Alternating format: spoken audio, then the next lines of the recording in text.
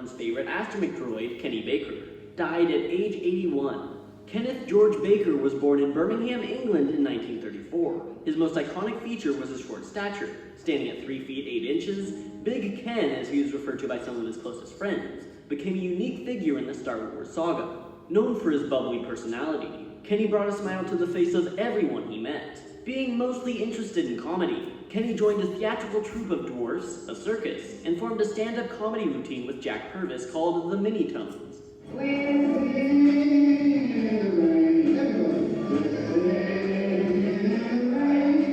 When George Lucas hired Kenny for the role of R2-D2, it was his first break into the world of film. He quickly learned how to operate the droid, turning the head and wobbling the body to give the hunk of metal a lifelike personality. On top of being one half of a hilarious duo, Kenny Baker made everyone laugh outside of the costume too. He knew how to bring happiness to a cast that was mostly uninterested in the project that they were working on. Because of this, it wasn't hard to make friends on set. His comedy partner Jack Purvis actually played as the Jawa that stuns R2 in the canyon. Some of his closest co-stars included David Prowse, who played Darth Vader, Jeremy Bulloch, who played Boba Fett, and Peter Mayhew, who played Chewbacca the Wookiee. And he really suffered for his craft, with R2's dome drilling into his head with screws and nails, falling over constantly, and barely being able to move in the heavy outfit.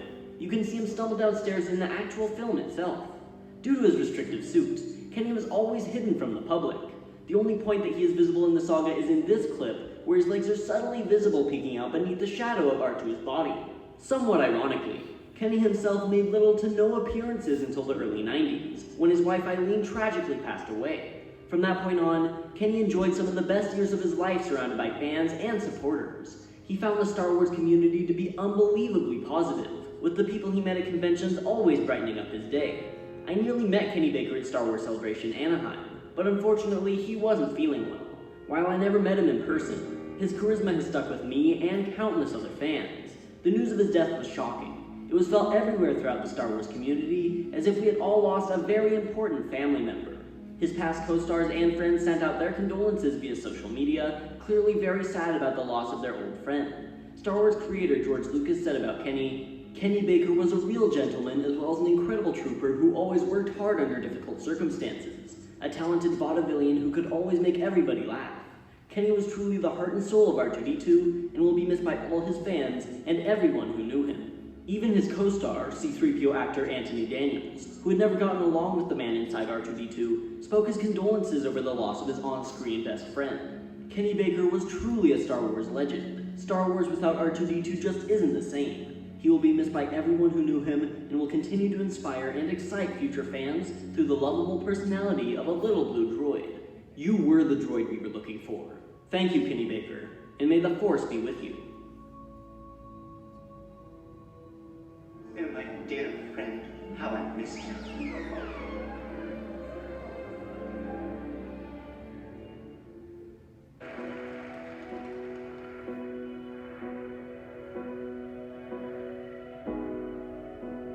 I think more than anything else in Star Wars is the characters have always been a surprise and delight as they've come to life. Because eventually you actually take a real person and stick them into that character. And that real person brings with him or her an enormous reality. And when it goes on the screen, it's magic. Hi, Kenny. How you doing? I was working in the West End of London in Calais, and my agent said, "There's a guy in London looking for someone to be inside a robot." So I was sort of sent down for sort of an audition, really, and walked in, and they were all in the offices, and all they did was say, "He'll do."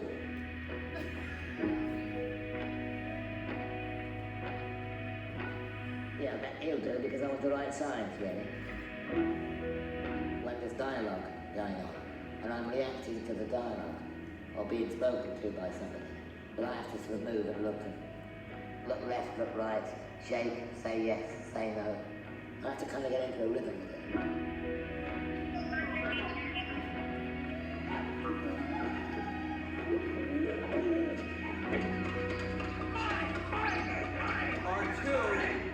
R2-D2, it is you!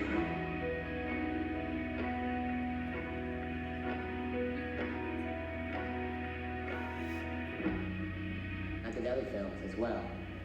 I did Time Bandits and Elephant Man and Hunchback of Notre Dame, Amadeus. Quite a few good films actually. I was very lucky to be involved with some good films. I go to America and they all know me as Kenny Baker. You know, it always surprises me how many people do know me. It's great, eh?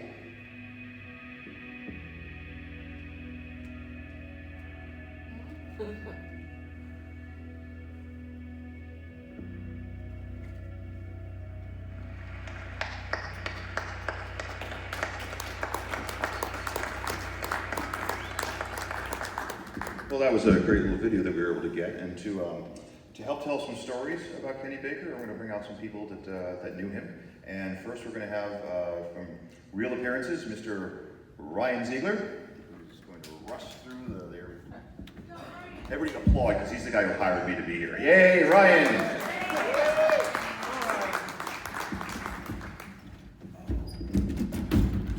That was me. I'm going to totally take the credit for that. Well, I love the video. Unfortunately, it also tells a lot of the best things that I personally know about Kenny. But the things that people don't always talk about is that as an actor, your role doesn't end at the end of the screen. Kenny wasn't just a creature actor in a suit. He really legitimately took his life and his already vaudevillian character, as they so eloquently put it, and imbued that into a character which was literally a case when it wasn't with him in it. And the driving force of the Star Wars universe was the story of us following R2. And people don't think about that nowadays, but Kenny is the reason that there was life that drove that story forward. And he never really acknowledged it as much himself, but when he was out on the circuit, and as he started to realize as he got older and spent time more around his friends and family with Peter and with Jeremy and with Dave, and they started a tour back in the 90s called the Men Behind the Mask Tour, which was the first time that they had all come as a group over to the United States to do appearances. And they started something that created what Star Wars is now in the United States. When it comes to celebration, when it comes to events like this, probably a dozen of you at some point in the late 90s or early 2000s went to one of those events, and it was the first time you got to connect with someone, you know, as not just a fan of what they've done, but understanding who they were and what they were. Half of us have probably grabbed a beer with Kenny Baker or Peter Mayhew or Jeremy Bullock at some point where he told a golfing story. But that's what really connected fans for 40 years of the story, and not just that moment that they spent in the suit. Most of the stories that I have about Kenny I couldn't exactly tell on stage because he enjoyed every moment of life. And even in those last years when he was on the circuit, he would come out and he went to Celebration, and the gentleman who had done the video was saying that he wasn't feeling so well, but what really happened was he had taken a nasty fall, and they said, you should go home, you know, get better, do the thing, but he would just stop and say, no, I came here to meet my fans, I'm gonna make as much time as I can for them. And he did that all the way till the end. About 2 weeks before he passed, we saw him in London, and there was this like flashbulb moment where I was out there with Peter Mayhew and with Big Chewie, who will be remembering tomorrow. And they just had this moment together where they said, you know, life couldn't have been better, and this is where we belong. And Kenny had this calendar on his wall right above his signing desk, which was built exactly so that he could perfectly sign on it. And whenever there was an event coming up, it wasn't like he was working on a film project. On that calendar, he would tick down every day and get excited and more excited until he got to the moment where he got to see his fans and his friends from the circuit again. And we will always remember him. That's a great story. And also joining us on the, no, you're going to stay. I'm staying up here. Okay. Absolutely. We got 4 seats, 4 panels, so we might want to hear more from you. So we have another person coming who needs no introduction, Miss Angie Mayhew.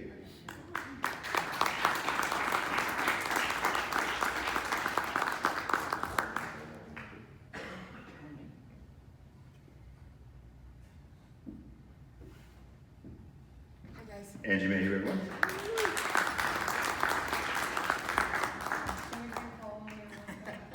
Do you miss Paul already? You want to bring him on? Okay, ladies and gentlemen, Mr. Paul Dunn.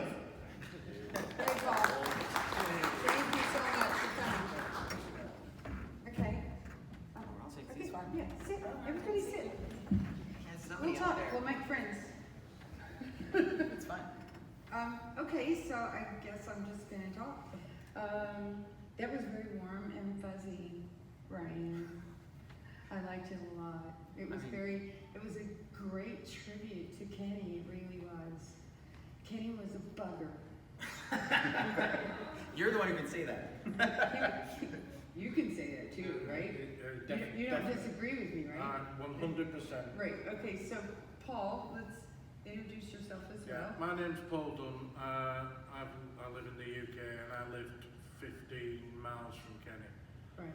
So for the last 15 years I used to do private signings every couple of weeks at his home. I was lucky enough to go to his home. And everything Ryan says was true. You know, I remember in, I think it was Anaheim when Kenny came and he had his fall. And people were saying he should stop now. And if you knew Kenny, he wasn't stopping. He lived, Ryan said, he lived day by day by day. And he used to say to me, he used to go to his house and he used to say, I'll sign every single image for every single fan. Yeah.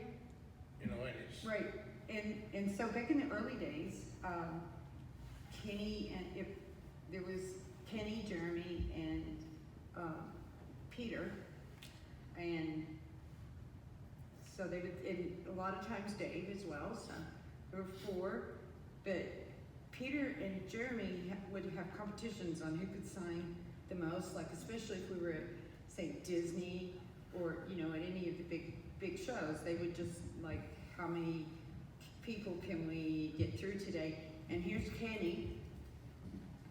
He's got his 8 by 10s, and he has his pen, and he's going R to D to Kenny Baker. You know this. You know it's true, right? Baker. Bleep. Bleep. Bloop. Bloop. And Peter and Jeremy have both signed at least 5 autographs, minimum, in the time that it takes Kenny to do one. So it was like drawing the short straw to be next to Kenny. And everybody was like, no, we'll get the line. This was back before people sorted out lines and you knew what the hell they were doing or anything like that. So Kenny, yeah, he was like drawing the short straw. Try doing 1,000 like I did. And how many days did that take, darling? It was like a month every weekend going to his house. It's true. It's absolutely true. And he used to go and he used to sign it, Kenny Baker, Untitled. And then someone would talk to him and he'd carry on signing off the page. Yeah, right. And that's what he was doing. People have asked me, Kenny Baker, it's got 3 ends. Is it rare? Not particularly. No, I've got some with 4. Because he got Kenny Baker. Yeah. You have a 4N Kenny Baker? Yeah. Okay, as an expert in this business, Ryan, would you say that's worth something? I don't know. I have a 6C Chewbacca, I think. That's the first I've ever heard of that. Extra letters make it rare. But you just wouldn't, because of the personal memory, you'd never. Of course not. No amount of money. But That's right. I remember the first event. We run events in the UK. We run one called the Star Wars Fantha Tracks. And the first event Kenny came to, I remember he was about 3 hours late. No. And he turned up because he had his Rolls Royce. Yeah, He turned up in his Rolls Royce. Yes. And on the front of his Rolls Royce, where the Spirit of Destiny is, he's got the R2D2, the steel R2D2. I wrote in there. Which I've actually got at my house. Do you? Yeah. So he's got that at his front, and he turned up and then, are you all right, Kenny? What's that? And he said, there's no kids, is there? He said, I'm at the 6. I said, well, what? Sorry, Kenny, what's she done? He said, Senecal. No. Adult dose, 2 tablets, 3 times a day. Oh Kenny. my gosh. Oh no. Kenny, no. And he's, No, like- he's overdosed himself on that. Yeah, he has. That's Yeah. totally what that But was. that was I can't even that imagine was that. Kenny. That was Yeah. and you just laughed. I remember going to an event, and I will rabble on, so I apologise. I remember going to an event years ago, and it was for a friend, and I wanted him to personalise it. Yeah. I said, no, I'm not doing it, Bob. Kenny, please personalise it. No, I'm not doing it. All right. The girl behind me, Yeah. because you knew what he was like. The girl behind me. Come here, I can't see you. Come here. And I stood behind and I knew exactly what they were doing. Yeah. They were getting chest level. That's right. He always wanted. He goes, what's your name? Yeah. And you just watched him doing this, Yeah. and he was the most amazing person. And once you got past, a lot of people said it, once you got past the grumpy, because he was a grumpy Yeah. dwarf. Yeah, a grumpy Once dwarf. you got past that, he was the most amazing. He was. And I mean, I was lucky enough. I was invited to his funeral when he died, and seeing him again, typical Kenny. He didn't turn up in a hearse. He turned up and his coffin was in the back seat of a Rolls Royce. Of course it was. So I didn't know that. It wasn't. He couldn't even be. You know, he didn't turn up in a full hearse where he expected him. They opened back door and he helped him out to the back seat of his coffin. And you think, but that's Kenny. That's how he would have wanted He to. absolutely. Rolls Royce or nothing. Because he was fun, and you know, going at the ended part of his life, you know, he used to sit there and, bearing in mind, this is a guy who didn't have a lot to do else for his conventions. Right. And if he was, 80, 81 when he died, which is a good age It is. for a small person. And that kept him alive. Yeah. And you know, many a time I've sat there and he said, I've nothing else to do, Paul, I've nothing else. I live for coming to Anaheim, Right. and he lives for his fans and his celebration. Well, if you, the Kurtz Joyner archive is a part of our show here, and we have a bunch of great stuff on exhibit in the museum. But one of the cool things that we collected when we got some of Kenny's personal possessions that his nephew Drew allowed us to take into the collection is his calendars and all of his books from when he was working on Star Wars and things up to that. And as you go through page by page, the notes are incredible. And he wasn't just working on Star Wars. He would finish half a day on Star Wars and he'd go do a set with his band, and then he'd start in the morning and do an appearance helping out, doing a party or something like that, and then he'd work in a half day of Star Wars, and then he'd go out and do a thing with his band. And it was just, it's filled with Star Wars, and then it's it's mixed in with 100 other things, And the fact that he counted down those days to every show, it really was just an extension on him being a super hard worker from the day that he started all the way until finishing every moment of his life. And Right. yeah. One of the things that you should remember about Kenny was that Jack was such a huge part of his life. The two of them toured, doing their vaudeville act. They sang, they danced, they played music, and they made a living enough to raise their families. So Kenny had kids, Jack had kids, and they together had a duo act that they had long enough to raise their kids. It literally supported their families. Kenny was a fabulous stand-up guy. His jokes will echo through time. Don't you? I mean, really. You can catch a lot of them on YouTube. The Minitones, especially, I recommend Minitones, the Laurel and Hardy skit they did in one of the English programs. I forgot what it was called. But you can find it on YouTube, and it's hilarious. And then you can find a bunch of other things that they did together, and it's fantastic. And when Kenny got the job for Star Wars, I don't know if it's public record, but it was a condition because Kenny told me that he told them that they had to hire Jack. Yeah, if when Kenny was, they fitting the droid, Kenny, because he told me that, he said, I'll do it as long as Jack has a job. Jack does it as well. Yeah. Because we've been pointing this for so long, but he didn't want to split that. And again, that's what he was like. He didn't want to split that partnership up.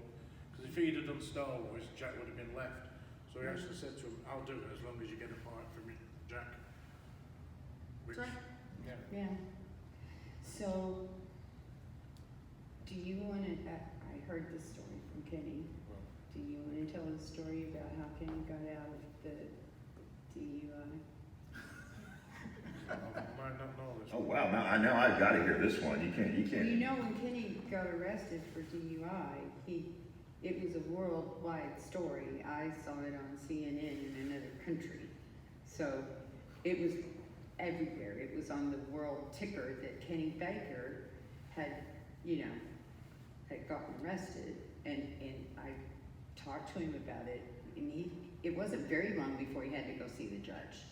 Okay, so they suspended his license for a few weeks. And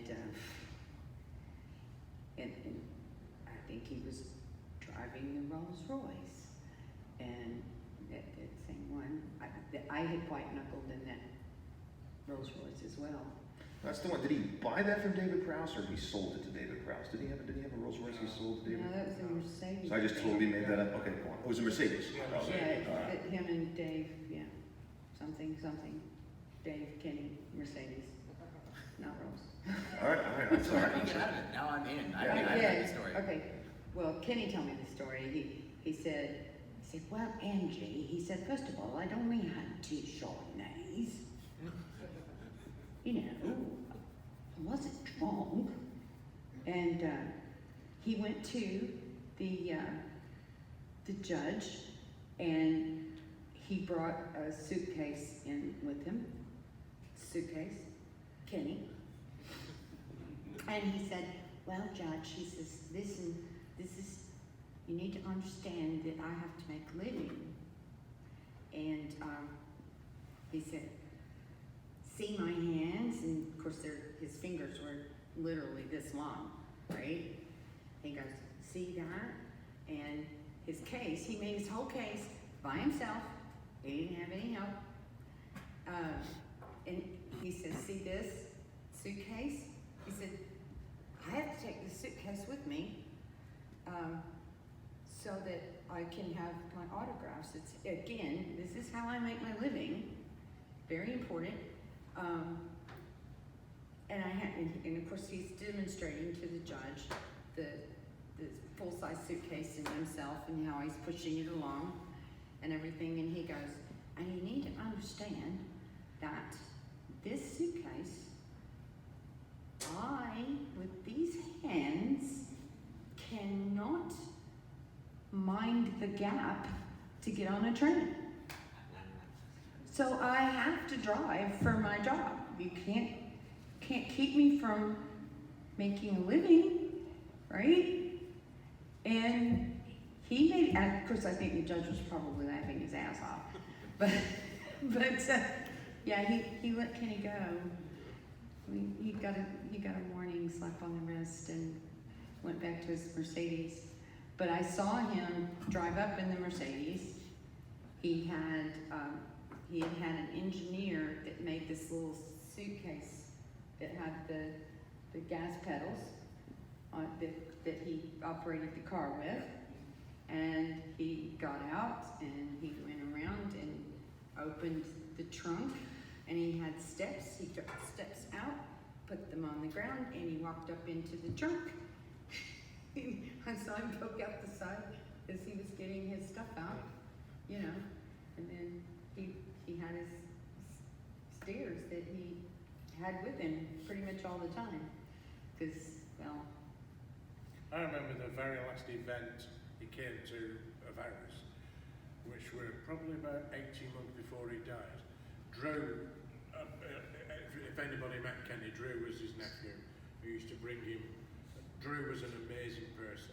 Drew is an amazing person. Yeah. He still is. And he almost was on with us. The reason we were delayed by 15 minutes was that he wanted to Skype in and talk with you guys and tell some stories, but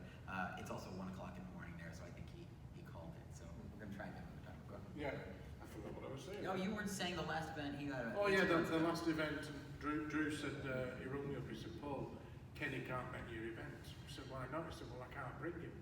He said, "The only way he can come is if you come and collect him." Okay. Bearing in mind the event was in Kenny's hometown in Preston, Oh, okay. so it wasn't far. So he said, "What do?" He says, "Come in the morning. I'll show you how to get him in his wheelchair. I'll show you how to get the wheelchair out of the house and into the car." Right. Now Kenny it was only a child's wheelchair. It was a small wheelchair, and because of his stature, they couldn't tie him in to his wheelchair. Right. So he was left loose. So, to put Kenny in the wheelchair, so what you do is you lift the back end and you flip it.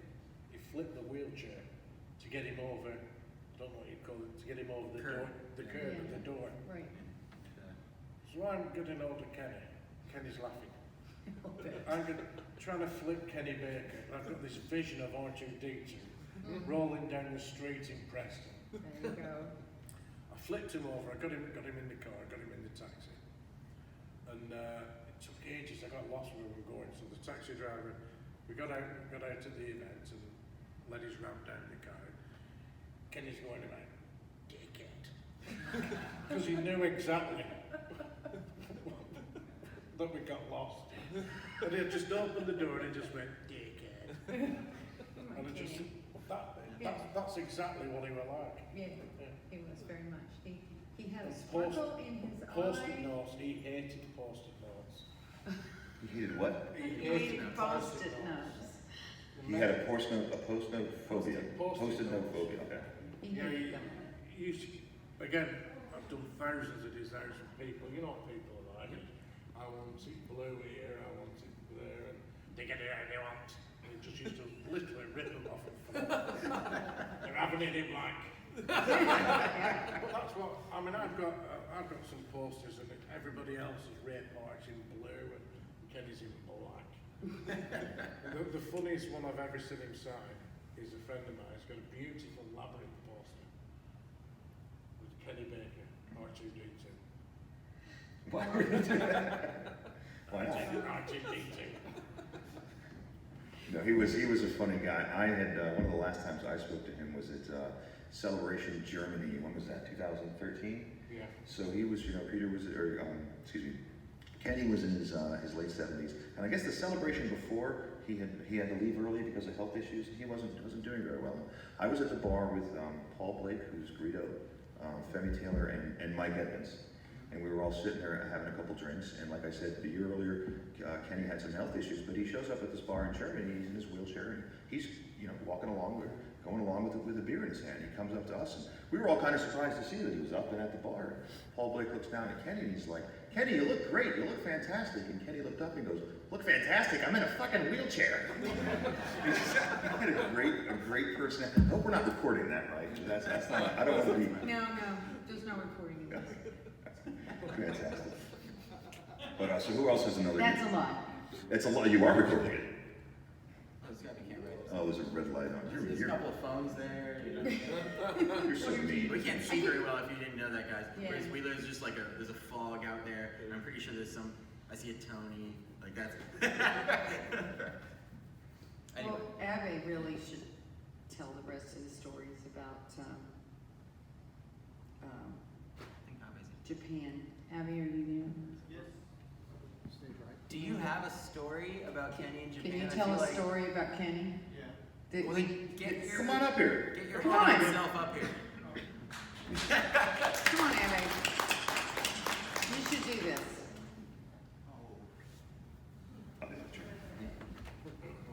Abby was our host many different times when we traveled to Japan.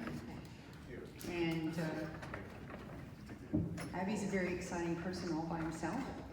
And he certainly has a history with Peter and Kenny. So why don't you tell a Kenny story? The year 2000, it was February. Okay, first of all, And Kenny and Bob. speak where Okay. Americans can understand you. Okay. Thank you. こんにちは。ありがとう。Arigato. Kenny and his girlfriend Valerie Gale came to Japan. It was the year 2000. It was a February cold day. And may I talk about the dirty story? Which one? About peeing? No.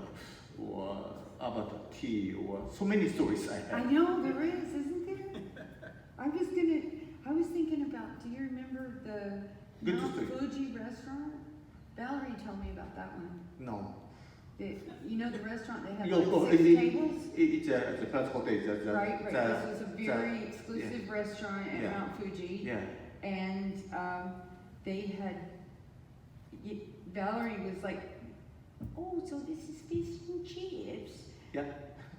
Japan style. And you remember they brought the fish out, and Valerie looks at it, and she goes, I don't like raw fish.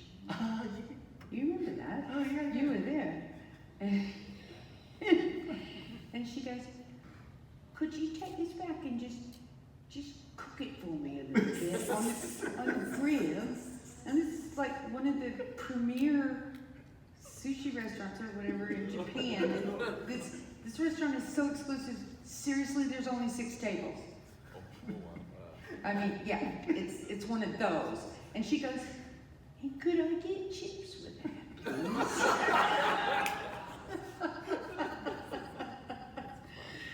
She really thought it was like a fish and chip shop. You remember that? I remember. Okay, so I'm going to let you tell another Kenny story. Tell Kenny story. Now you're on. You're up. Yeah. Any stories? Any story about Well, Kenny? that is the question, Okay. isn't it? Keep it American friendly.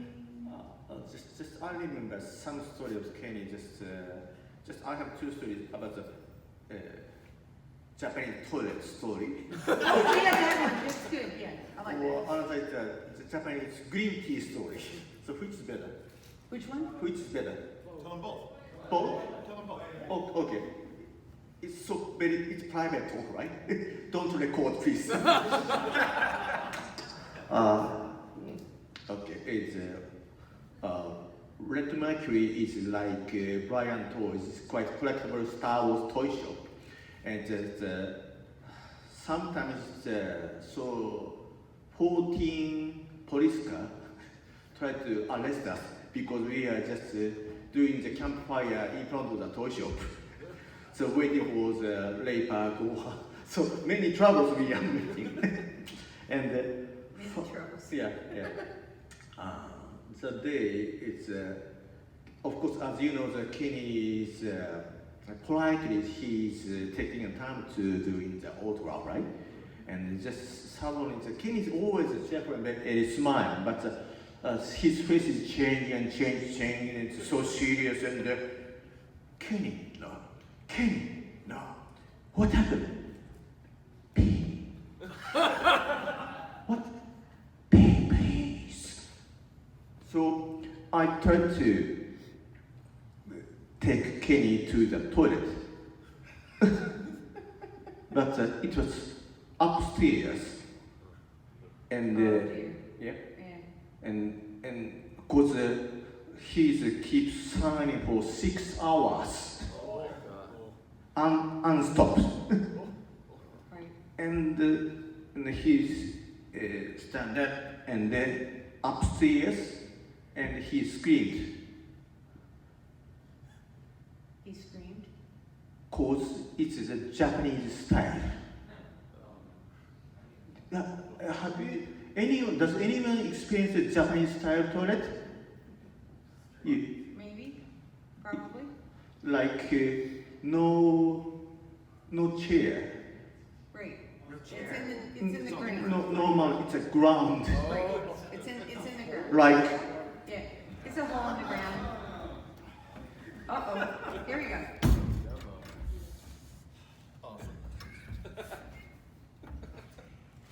This is Western style, but the Japanese is nothing, no, like. That's right.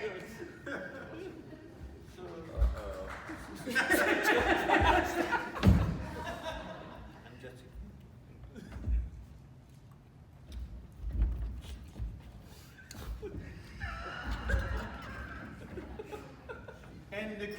And Kenny, it's downstairs like that's down, right? And I'm always I'm guarding the Kenny because it's easy to fall in, right? So just I'm notice Kenny. Sorry, just your shoes is dirty now, but it's not, right? Because of the pink. The small streams here. Oh my God. So just He couldn't be just able to kidding. save his life, I could he? tried to. I want Oh my to God. clean your shoes, and I cleaned up Yes, of course you did. in a second. And Kenny freezed and gazing at me, and he said, "I never say thank you to you. Aw, for helping him. You are not agent."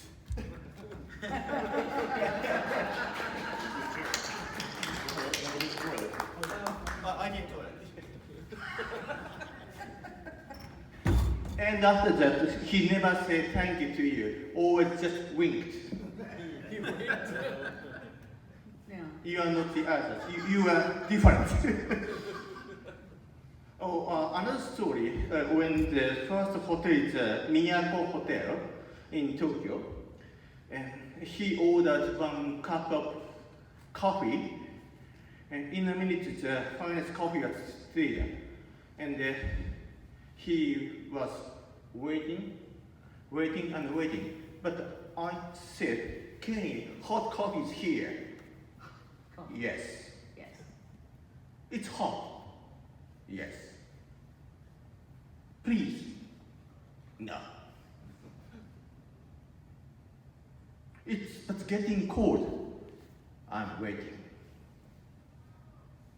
I'm what? I'm waiting. So Oh. it gets cold. Oh, Colder. okay. Finger. And the marker Right, that's right. Yeah. has a handle, right? And for us, it's easy to hand them the drink it. Right. But he cannot, That's right. He always had. so he must. That's too Right. hot. He would always come up with his glass, the little short whiskey glasses or whatever, and he held them in his hand like this, so it was so that he could drink. And Abby's absolutely right. That's a really good point. I hadn't thought of it in one, but So- he couldn't do this. This was not. Yeah. This was not He something can't. that he was He able can't. to do. Yeah. I'm having trouble keeping my mouth shut here, guys. So my experience with Kenny is very different in that we sat down for a bottle of wine, and there were these beautiful wine glasses. He had no problem picking a glass of Oh, wine. yeah. No problem at all. And he didn't pick up the glass of wine. No, I poured myself a glass of wine. He looked at the two glasses, and he said, "Oh, I got mine." And he grabbed the bottle of wine with the rest of it, and that was how we finished the night. And it was fine. Obviously, No, I never saw that. So I was taken to the Mount Fuji city. Mount Fuji is very famous for the mountain and the green tea, right? Green tea, that's right. Green tea area, right? And I ordered a hot coffee and come there here without handle. Right. And Kenny it's hot. It doesn't matter. And Kenny, hot and no trouble. Right. Cold. Yeah, Yeah. it's thick ceramic, yeah. Yeah. So Japanese ceramic never cause any trouble with Kenny. I never drink up such a hot tea in my life, he said. And Kenny is talking about it to Peter when he back to UK, and Peter and Kenny, of course, they are number ones. I said, Kenny, so many difficulties in your life. I said, no, nothing. I'm number one. But I'm asking the same question to Peter. So many troubles? No, never. Peter said, because number one. It doesn't matter small or tall. Number one is number one, right? And Kenny said, I am the number one. So I was working with Elephant Man, Amadeus, and all the best directors that's working with me. So, Abby, you should do number one Tamadic. Small, rich, poor, it's okay. Just do number one Tamadic. Okay. So I'm number one asshole in Japan and then coming to see you and kiss you. Thank you.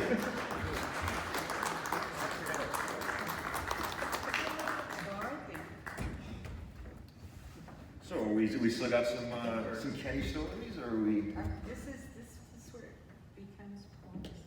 All right, Paul, we're gonna press you for one more good Kenny story. I bet you got it. Where you going, Angie? Right, wait, I was told that I only had to do 10 minutes.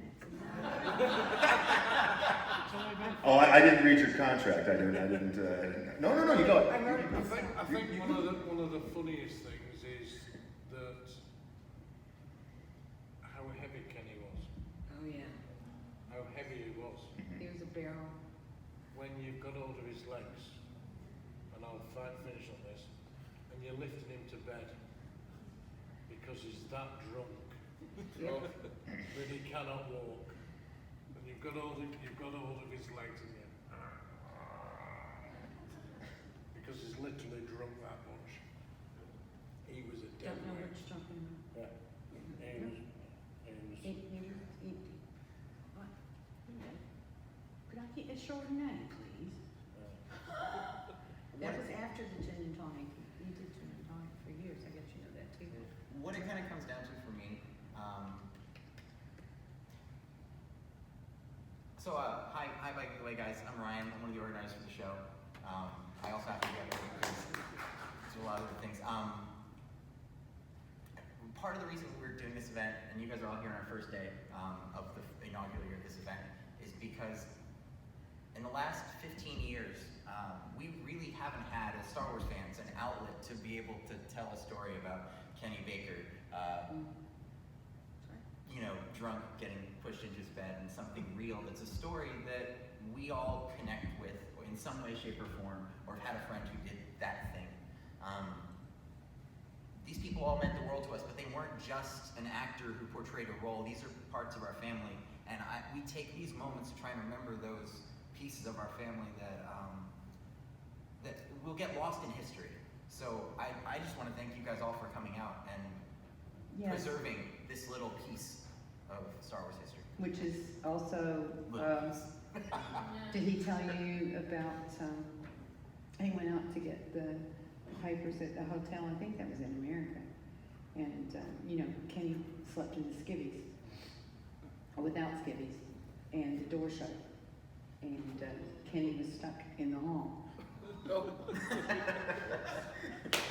Yes, he was. And he went and he stole somebody else's paper and covered his front and stood there in the hall until a security guard came. And the security guard finally helped it. No, really, he told me the day it happened. Angie, you're not going to believe what happened upstairs. Oh yeah, Kenny, I believe it. It's the kind of stuff you can't write, really. Kenny was one of those characters that you can't write this stuff. It just, the most amazing things happened, especially, Jeremy, Kenny, and Peter. They were just, buds for years and years.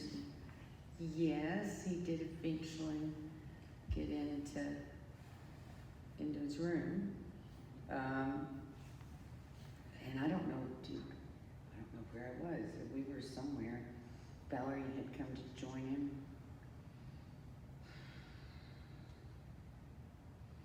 It's Peter and I went down You to- don't want to put focus on that security guard. It's fine. Yeah, he was happy to help. Having a naked dwarf in the hallway is not good for business. But it is Kenny Baker, I mean, that's Yeah, it actually, was that would be Kenny. very good for business. Actually, it might have been, yeah. But what I love is it doesn't matter whether it's your story or my story or Ryan's story. The funny, because he was He a was. naturally funny He guy. was a naturally funny guy. And, you know, I was lucky to spend so much time with him. And he was the same, sat in his little chair in his house, And he was so happy. than he was at a convention. Mm-hmm.